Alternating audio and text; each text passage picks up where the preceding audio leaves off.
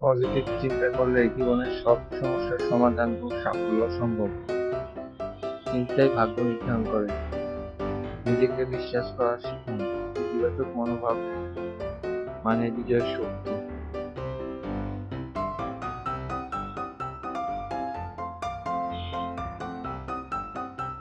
নিজের উপর বিশ্বাস রাখুন। বারবার বলুন, আমি পারি, আমি যোগ্য। আল্লাহর কৃপায় সব সম্ভব। সেলফ ডাউট কমাতে সঠিক মানুষের সঙ্গে থাকুন। মন থেকে চিন্তা ভাবনা মুছে ফেলুন। নেগেটিভ কথা বা ভাবনা এলেই বলুন, না, আমি এর থেকে ভালো। নিজের ভেতরের কণ্ঠস্বর পরিবর্তন করুন।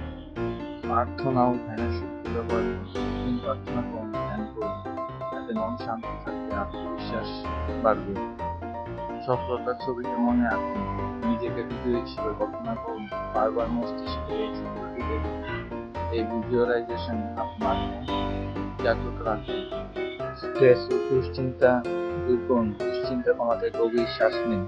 অন্তত মনে নীরব থাকুন। ইতিবাচক বাক্য মনে করুন। মানুষের প্রতি ভালোবাসা রাখুন। অন্যকে সাহায্য করুন। যোগ্যতা প্রকাশ করুন। সম্পর্ক ভালো হলে মনও সুস্থ থাকে। আত্মসম্মান করুন। নিজের যোগ্যতা নিয়ে গর্ব করুন। নিজেকে ছোট ভাবা বন্ধ করুন। নিজের সাফল্য উদযাপন করুন। পরিচ্ছন্ন জীবনের লক্ষ্য ঠিক করুন। আপনার জীবনের উদ্দেশ্য কি তা লিখে রাখুন। ছোট ছোট লক্ষ্য ঠিক করুন। প্রতিদিন এগুলো পূরণের কাজ করুন। নেতিবাচক চিন্তাকে কিভাবে জয় করবেন? বিশ্বাস বাড়াবেন। মানুষের শক্তি দিয়ে যে কোনো বাধা অতিক্রম করবেন।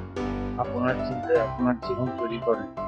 নেতিবাচক শব্দ বাদ দিন। আমি পারি না নয়, বরং আমি পারবো বলুন। বাধার সামনে দাঁড়িয়ে কিছু করতে হবে, পালিয়ে নয়।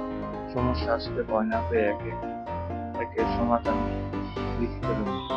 টাকার অভাব নয়, চিন্তার অভাব মানুষকে পিছিয়ে দেয়। নতুন দক্ষতা শিখুন, সুযোগ কাজে লাগান। সাফল্য শুরু হয় মনের ভেতরে। ইতিবাচক চিন্তাই হলো জীবনের আসল শক্তি।